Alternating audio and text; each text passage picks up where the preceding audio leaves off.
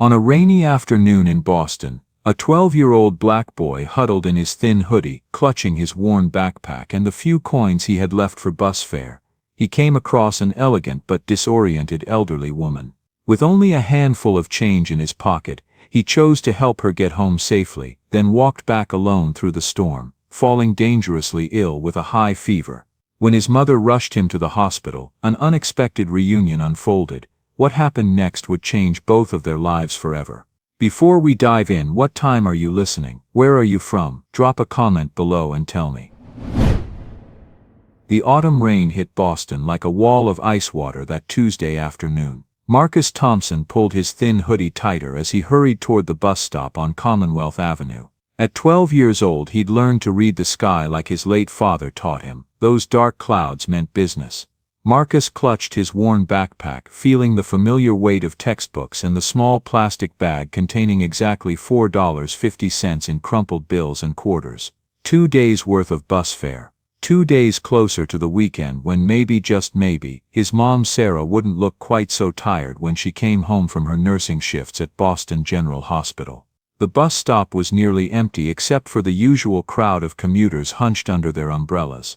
That's when Marcus saw her. An elderly white woman stood in the middle of the sidewalk, completely still as rain soaked through her expensive-looking coat.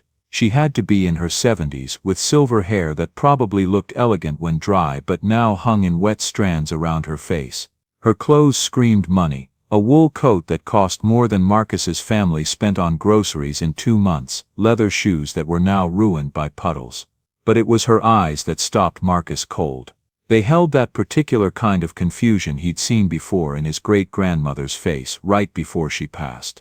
Lost, scared, alone. "Ma'am?" Marcus approached carefully, the way his mother taught him to speak to adults. "Ma'am, are you okay?" The woman turned toward his voice but didn't seem to see him. I don't." Her voice was cultured, educated, but shaky. "Where am I supposed to be?" Marcus looked around. Other people rushed past, heads down, focused on getting out of the rain. Nobody else seemed to notice the woman who was clearly in trouble. "What's your name?" Marcus asked gently, stepping closer. "Eleanor," she said, then looked surprised as if she hadn't expected to remember that. "Eleanor Whitman, but I don't know where I live." That's when Marcus noticed the thin gold chain around her neck. Hanging from it was a small medallion with an address engraved in tiny letters, 2847 Beacon Hill Avenue, Boston, Massachusetts. Marcus's heart sank. Beacon Hill was the fancy part of town, at least 5 miles away. In good weather, it might be a nice walk. In this storm, it was basically impossible, especially for an elderly woman who seemed confused about basic things like where she was. He pulled out his phone and Googled the address. The map showed a route that would take 3 bus transfers in about an hour. He looked at Eleanor, who was now shivering as rain dripped from her nose. "Mrs. Whitman," Marcus said, "I know where you live. It's pretty far, but I can help you get home." Relief flooded her face. "You can? Oh, thank you. Thank you so much." Marcus looked at the bus schedule, then at his small collection of money. He had exactly enough for both their fares to get her home, which meant he'd have to walk to school for the next 2 days. But looking at Eleanor's frightened face, that didn't seem like much of a sacrifice. "Come on," he said, gently taking her arm. "Let's get you out of this rain." The bus ride took 45 minutes of stops and starts through Boston traffic. Eleanor dozed fitfully against the window, while Marcus kept a protective eye on her, making sure she didn't fall when the bus lurched around corners. Other passengers glanced at the unlikely pair, a young black boy and an elderly white woman, but Marcus focused on what mattered, getting her home safely. Eleanor woke up as they approached Beacon Hill, and for a moment her eyes were clearer. "You're very kind," she said to Marcus. "What's your name?" "Marcus Thompson, ma'am." "Marcus Thompson," she repeated it like she was trying to memorize it. "Such a good boy." The address led to a massive Victorian house that looked like something from a movie. Marcus helped Eleanor up the front steps and rang the doorbell. The door flew open to reveal a middle-aged woman in a housekeeper's uniform, her face etched with worry. "Mrs. Whitman, oh my God, we've been looking everywhere. I was about to call the police again." The housekeeper's eyes landed on Marcus. "Who's this?" "This young man brought me home," Eleanor said, her confusion returning. "I was somewhere, and he helped me." The housekeeper's expression softened as she looked at Marcus, taking in his soaked clothes and kind eyes. Come in, both of you, you must be freezing. No ma'am, I need to get home, Marcus said, backing toward the steps. My mom's gonna worry. The housekeeper reached for her purse. At least let me give you something for bringing her back safely. That's okay, Marcus said quickly. I just wanted to make sure she got home. As he walked away from the grand house, Marcus realized his bus money was gone. The rain was coming down harder now, and he had 5 miles to walk through some neighborhoods his mother had specifically told him to avoid after dark. But when he looked back and saw Eleanor safely inside, warm light spilling from the windows, he knew he'd made the right choice. The walk home from Beacon Hill to Marcus's neighborhood in Roxbury was like traveling through different worlds. Each mile took him further from the tree-lined streets with their historic brownstones and closer to the reality of his daily life: apartment buildings with broken streetlights, corner stores behind bulletproof glass, and sidewalks that had seen better decades. By mile 2, Marcus's sneakers were completely soaked through. The duct tape his mom had used to patch the holes last month was giving up, and he could feel cold water seeping in with every step. His backpack felt heavier with each block, the straps cutting into his shoulders. He tried to stay positive, thinking about what his father used to say. When you help somebody, Marcus, you're not just helping them, you're putting good into the world, and good has a way of coming back around. But right now, with rain running down his neck and his stomach starting to growl, it was hard to feel that optimism. At mile 3, Marcus took shelter under the overhang of a closed bodega, shivering as he watched the storm get worse. His phone buzzed, a text from his mom. How was school? Should be home by 6 for dinner. It was already 7:30. Marcus knew he was in trouble. Sarah Thompson didn't play when it came to his safety. Growing up without a father in their neighborhood meant rules were non-negotiable: straight home after school, no detours, always answer your phone. She worked double shifts at the hospital just to keep them afloat, and the last thing she needed was to worry about her son. He pushed on through the rain, thinking about how to explain. Mom, I helped this old lady who was lost, and I used my bus money, and I had to walk home. It sounded unbelievable even to him. The key turning in their apartment door at 10:45 p.m. sounded like a gunshot in the quiet hallway. Marcus Thompson, where the hell have you been? Sarah stood in the living room of their small 2-bedroom apartment, still wearing her blue scrubs from the hospital. Her usually warm brown eyes were cold with a mixture of fear and fury that Marcus had only seen a few times before, and never wanted to see again. Mom, I can explain. Explain. Sarah's voice rose. Do you know I almost called the police? Do you know I left work early because you weren't answering your texts? Look at you, you're soaked through. Marcus pulled off his dripping hoodie, suddenly aware of how he must look. His sneakers squelched against the linoleum floor, leaving puddles with each step. There was this old lady, he started, his voice small. She was lost and confused, standing in the rain at the bus stop. She had Alzheimer's or something, Mom. She didn't know where she was. Sarah's expression shifted slightly, but she didn't interrupt. I found her address on this necklace she was wearing. It was way out in Beacon Hill, like 5 miles away. I couldn't just leave her there in the storm. So you called the police, or a social worker, or I used my bus money to get her home, Marcus said quietly. Both are fares. That's why I had to walk back. The anger in Sarah's eyes flickered. You used your bus money. She was scared, Mom. Really scared, and nobody else was helping her. Everyone just walked by like she wasn't even there. Marcus's voice cracked slightly. I couldn't leave her like that. Sarah stared at her son for a long moment, taking in his soaked clothes, his chattering teeth, the earnest expression on his young face. This was the boy she'd raised, the one who gave half his lunch to classmates who forgot theirs, who helped elderly neighbors carry groceries up the stairs, who had his father's heart even though David had been gone for 3 years. Oh baby, she whispered, pulling Marcus into a hug, despite his wet clothes. You scared me so bad. But I'm proud of you, so proud. That night, as Sarah helped Marcus out of his soaked clothes and into a warm shower, neither of them realized that the kindness he'd shown would soon change everything. Marcus woke up the next morning, with a fever of 101 and a cough that sounded like sandpaper. By afternoon, it was 102. Sarah checked his temperature every hour, watching the numbers climb with growing alarm. "Mom, I'm fine," Marcus croaked, but his shivers said otherwise. Sarah called in sick to work, something she never did. As a single mother, she couldn't afford to lose shifts, but she also couldn't leave Marcus alone when he was this sick. The call with her supervisor, Jennifer Walsh, went exactly as badly as Sarah expected. "This is the third time this year, Sarah." Walsh's voice was sharp through the phone. "We're already short-staffed, and I need reliable nurses. My son has a high fever. He was caught in that storm yesterday, helping someone, and now, that's not the hospital's problem. You have a responsibility to your patients. Jennifer, he's 12 years old and he's sick. What kind of mother would I be if, the kind who needs to find better childcare arrangements. Be here by 3 p.m., or don't bother coming in tomorrow." Sarah stared at the phone after Walsh hung up. Marcus was getting sicker by the hour, and she was being forced to choose between her job and her son. For Sarah, it wasn't really a choice at all. She didn't show up for her shift. The termination letter arrived by email 2 hours later. "Due to repeated violations of attendance policy and unprofessional conduct, your employment with Boston General Hospital is terminated effective immediately." As Marcus's fever spiked to 103 that night, Sarah realized the full cost of his compassion.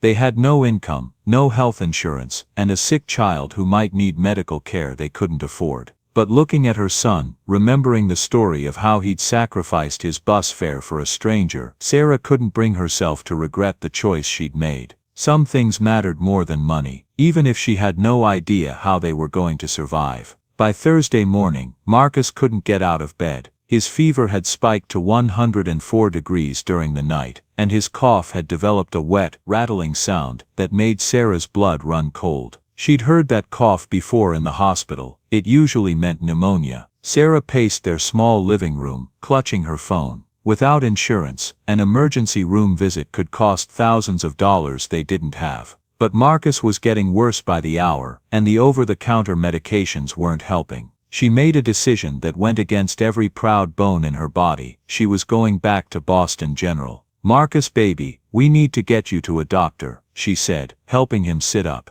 His skin was burning hot, and his breathing was shallow. "Mom, you said we don't have insurance anymore," Marcus whispered, his voice barely audible. "Don't worry about that. Just focus on getting better." The ride to Boston General in their battered Honda Civic felt endless. Marcus dozed fitfully in the passenger seat, while Sarah fought back tears. 3 years ago, when David died in that construction accident, she'd sworn she would never let anything happen to Marcus. Now here she was, watching her son suffer because she'd been fired for doing what any mother would do. Sarah parked in the employee lot out of habit, then realized she wasn't an employee anymore. The irony wasn't lost on her. She was about to enter the building where she'd worked for 8 years, as someone who couldn't afford to be there. The emergency department was busy as always. Sarah guided Marcus to a chair in the waiting area, but instead of checking in at the front desk, she looked around for familiar faces. That's when she spotted Patricia Morales, a fellow nurse who'd been her friend for years. "Sarah?" Patricia looked shocked. "What are you doing here? I heard Walsh fired you," but her eyes landed on Marcus, who was clearly struggling to stay upright.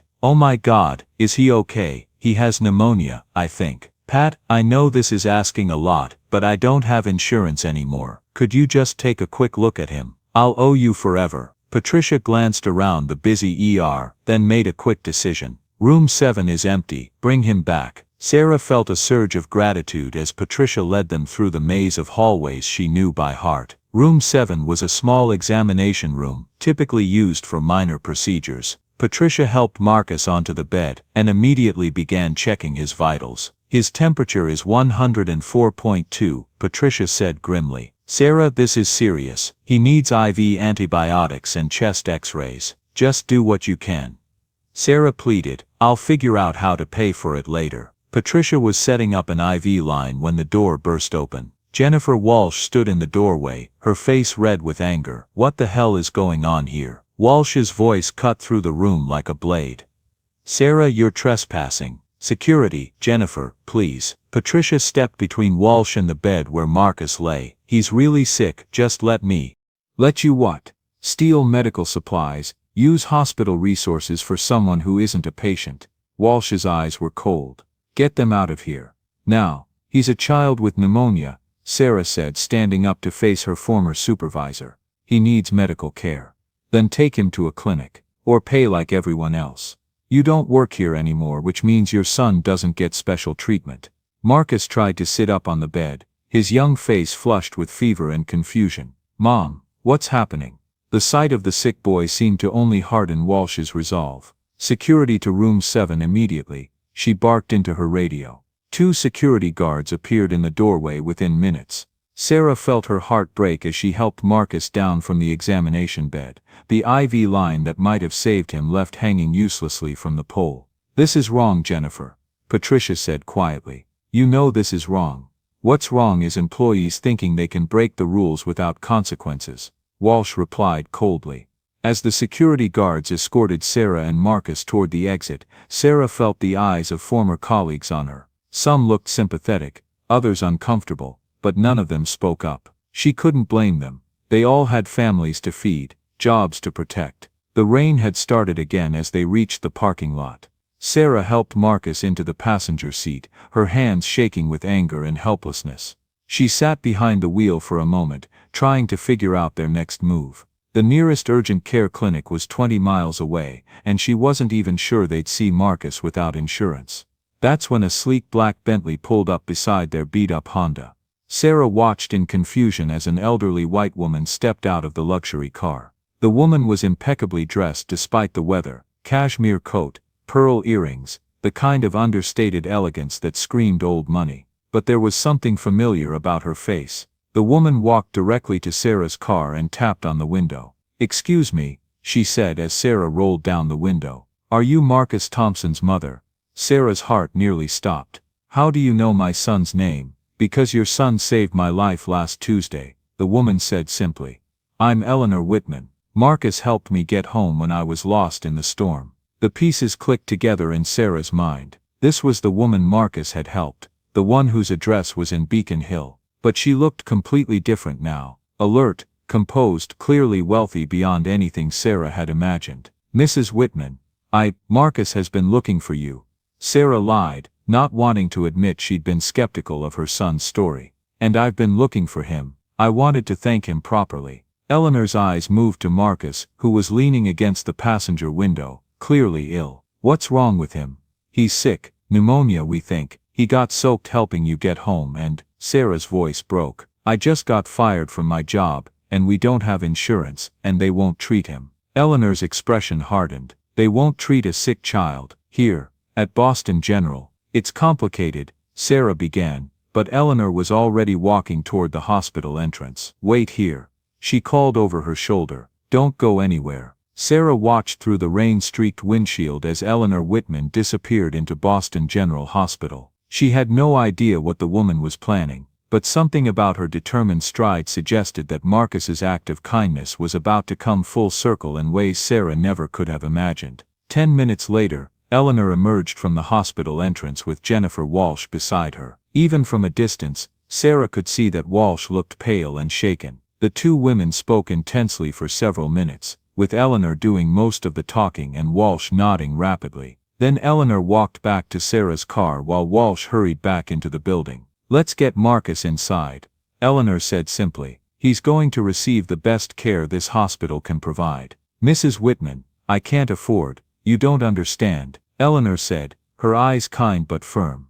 "I own this hospital, and the boy who saved my life will never be turned away from any facility I own, ever." As the truth hit Sarah, she realized that her son's simple act of kindness hadn't just saved Eleanor Whitman from a storm, it had saved their entire future. Within an hour, Marcus was settled in the hospital's VIP suite, a room Sarah had walked past hundreds of times, but never imagined her son would occupy. The space was larger than their entire apartment, with a private bathroom, comfortable chairs for visitors, and a window overlooking Boston Harbor. Dr. Michael Chen, the hospital's chief of pediatrics, personally oversaw Marcus's care. The chest X-rays confirmed pneumonia in both lungs, but Dr. Chen was optimistic. "We caught it in time," he assured Sarah, as they watched IV antibiotics drip into Marcus's system. "He's young and strong. With proper treatment, he should make a full recovery." Sarah sat beside her son's bed, still trying to process what had happened. Jennifer Walsh had been escorted from the building by security, the same security guards who'd forced Sarah and Marcus to leave just hours earlier. Patricia had been promoted to interim nursing supervisor and had personally apologized for not standing up to Walsh sooner. But the biggest shock was still sinking in. Eleanor Whitman owned Boston General Hospital. "I don't understand," Sarah said when Eleanor returned with coffee for both of them. "If you own this place, why were you alone in a storm? Don't you have drivers, security?" Eleanor settled into the chair beside Sarah, looking tired despite her composed appearance. "I do, but Tuesday was one of my bad days." "Bad days? I have early-stage Alzheimer's," Eleanor said quietly. "Most days I'm fine, but sometimes I get confused, lost. Tuesday was one of those times. I dismissed my driver after a doctor's appointment, and somehow ended up wandering in the rain." Sarah felt a chill that had nothing to do with the air conditioning. "That's terrifying." "It is, but your son wasn't terrified. He saw an old woman who needed help, and he helped her. No questions, no hesitation, just kindness." Eleanor's eyes moved to Marcus, who was sleeping peacefully for the first time in days. "Do you know he refused the reward money my housekeeper offered?" "That sounds like Marcus. I've been looking for him all week. I wanted to thank him properly, set up a college fund, something meaningful, but I never imagined I'd find him being turned away from my own hospital." The irony wasn't lost on Sarah. "Small world, smaller than you think. I've been reviewing personnel files since this afternoon. Your nursing record is exemplary, Sarah. 8 years of perfect patient care reviews, multiple commendations, never a single complaint." Sarah felt heat rise in her cheeks. "Walsh made it sound like I was unreliable." Jennifer Walsh was a poor supervisor who let personal bias cloud her judgment. "She's been a problem for months. Several nurses have filed complaints about her management style." Eleanor's voice was crisp, businesslike. "Her termination had nothing to do with you and everything to do with a pattern of inappropriate behavior." Over the next 3 days, as Marcus recovered, Sarah learned more about Eleanor Whitman. The woman was a force of nature disguised as a grandmother. She'd inherited Whitman Industries from her father, then expanded the family's real estate holdings into healthcare. She owned 4 hospitals in New England, 2 medical research facilities, and a foundation that funded free clinics in underserved communities. She was also, Sarah realized, profoundly lonely. "I never married," Eleanor confided on Thursday evening as they sat beside Marcus's bed. "He was much better, finally able to sit up and eat solid food. Too focused on business, I suppose. No children, no grandchildren. When the Alzheimer's diagnosis came, I realized I'd built an empire, but forgotten to build a family." "You still have time," Sarah said gently. Eleanor smiled sadly. "At 78, with a progressive neurological disease, I'm not so sure." That's when Marcus, who'd been quietly listening, spoke up. "My dad used to say family isn't just blood, it's people who show up for each other." Eleanor's eyes filled with tears. "Your father sounds like he was a wise man." "He was. He died when I was 9, but Mom says I got his heart." Marcus looked at Eleanor seriously. "You showed up for us when we needed help. That makes you family, right?" Sarah watched Eleanor struggle to compose herself, and she understood something important. Her son hadn't just saved Eleanor from a storm. He'd given her something she'd lost years ago, the feeling of being needed, of mattering to someone beyond business relationships and bank accounts. On Friday morning, Dr. Chen cleared Marcus for discharge. His fever had broken, his breathing was clear, and his energy was returning. But as they prepared to leave, Eleanor made an announcement that changed everything. "Sarah, I'd like to offer you a position as Director of Nursing for Boston General. It comes with a significant salary increase, full family medical coverage, and oversight of nursing standards across all our facilities." Sarah stared at her. "Eleanor, I don't know what to say." "Say yes," Marcus piped up from his wheelchair. "Mom, she's offering you your dream job." It was true. Sarah had always wanted to move into hospital administration, to influence policy and improve patient care on a larger scale. But positions like that usually required advanced degrees she couldn't afford, and connections she didn't have. "There's one condition," Eleanor continued. "This hospital needs to remember that healthcare is about compassion, not just profit. I want you to help create policies that ensure no child is ever turned away from emergency care, regardless of their family's ability to pay. Sarah felt tears sting her eyes. "I'd be honored." As they left Boston General that afternoon, Sarah with her new employee ID badge, Marcus with a clean bill of health, neither of them looked back. They were moving forward into a future that had seemed impossible just a week ago. But the biggest surprise was still to come. 3 months later, Boston General Hospital looked different. Under Sarah's leadership, the nursing staff had implemented new patient advocacy protocols. No one would be turned away from emergency care without being seen by a medical professional first. The hospital had also partnered with local social services to help uninsured families find resources and payment options. The changes weren't just policy, they were cultural. Sarah had created an environment where compassion was valued alongside medical expertise, where staff felt empowered to do the right thing, even when it was difficult. Marcus had returned to school healthier and happier than Sarah had seen him in years. His grades improved,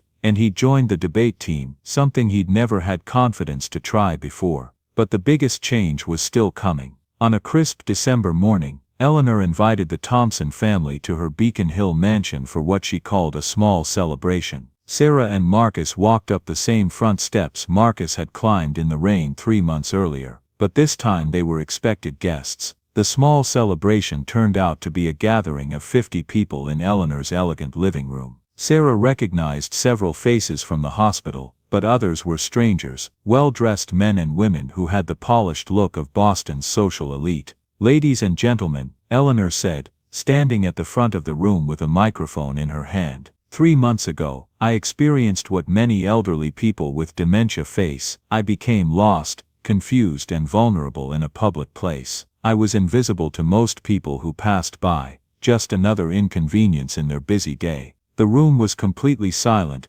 everyone focused on Eleanor's words. But one person saw me, one 12-year-old boy, who chose compassion over convenience, who sacrificed his bus fare, and walked 5 miles in a storm to make sure I got home safely. Eleanor's eyes found Marcus in the crowd. Marcus Thompson taught me that kindness isn't about grand gestures or large donations. It's about seeing someone who needs help and choosing to act. Marcus felt his face grow hot as the room erupted in applause. He'd never liked being the center of attention, but Eleanor wasn't finished. "That's why I'm announcing the establishment of the Marcus Thompson Scholarship Foundation. This endowment will provide full college scholarships to students who demonstrate not just academic excellence, but compassion in action." Sarah gasped, her hand flying to her mouth. "A scholarship foundation named after her son. Marcus will be our first recipient, of course," Eleanor continued with a smile. "But more importantly,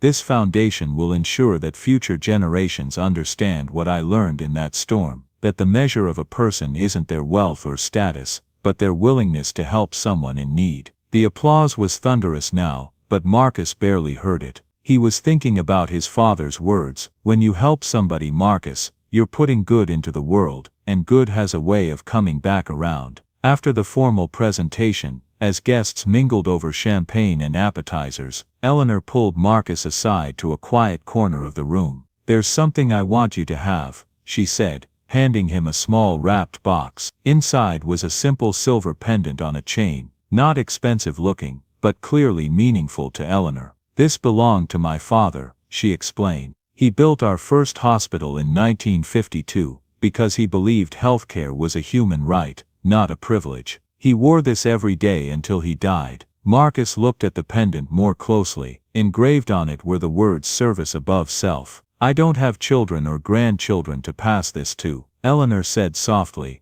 "but I'd like you to have it. You understand what it means." 6 months later, the story of Marcus Thompson and Eleanor Whitman became a viral sensation. A local TV reporter had picked up the story, and within days it was being shared across social media platforms with hashtags like #KindnessMatters and #ServiceAboveSelf. The video, titled "The Boy Who Saved a Stranger," has been viewed over 10 million times. It shows Marcus, now 13 and more confident but still humble, talking about that rainy Tuesday afternoon. "I didn't think about whether I'd get in trouble or have to walk home in the rain," he tells the interviewer. "I just saw someone who needed help. My dad always said that's what you do, you help people when you can." The The comments section of the video is filled with stories from viewers who were inspired to perform their own acts of kindness. A teacher in California started a kindness club at her school. A businessman in Texas began paying for groceries for families behind him in line. A teenager in Florida organized coat drives for homeless shelters. But for Marcus,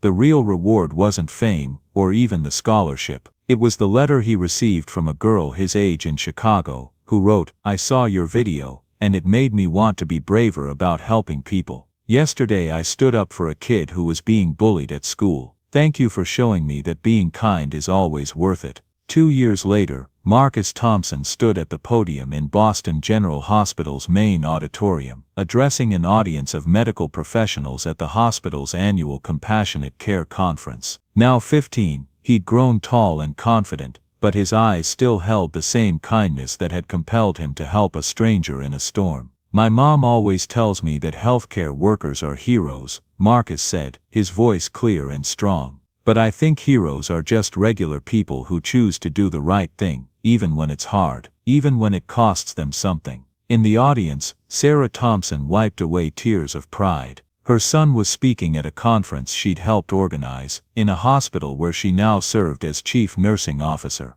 The scared single mother who'd been fired for putting her child first had become a leader in healthcare policy reform. Eleanor Whitman, now 80, sat in the front row, her hands folded over the cane she'd recently started using. The Alzheimer's was progressing slowly but steadily, and she had good days and bad days. But today was a good day, and she remembered every detail of that Tuesday afternoon, when a young boy had changed her life. "Service above self isn't just a nice saying," Marcus continued, touching the silver pendant he now wore every day. "It's a choice we make every time we see someone who needs help. It's choosing to be late for dinner, because someone needs a ride home. It's using your lunch money to buy someone else food. It's staying after work to comfort a scared patient." He paused, looking out at the audience of doctors, nurses and healthcare workers. 3 years ago, I helped one person get home safely, but the kindness didn't stop there. It created a circle that's still growing. Mrs. Whitman helped my family when we needed it most. My mom has helped change policies that protect vulnerable patients. The Scholarship Foundation has helped dozens of students pursue their dreams of serving others. Marcus smiled,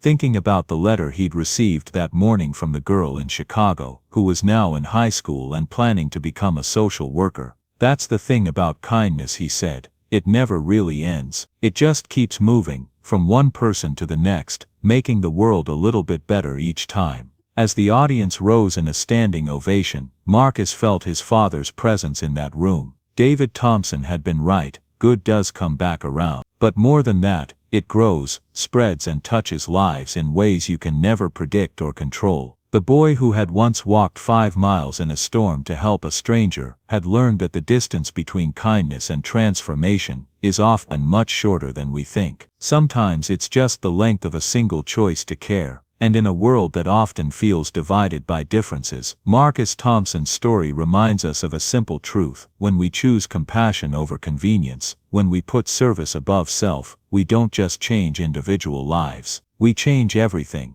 Join us to share meaningful stories by hitting the like and subscribe buttons. Don't forget to turn on the notification bell to start your day with profound lessons and heartfelt empathy.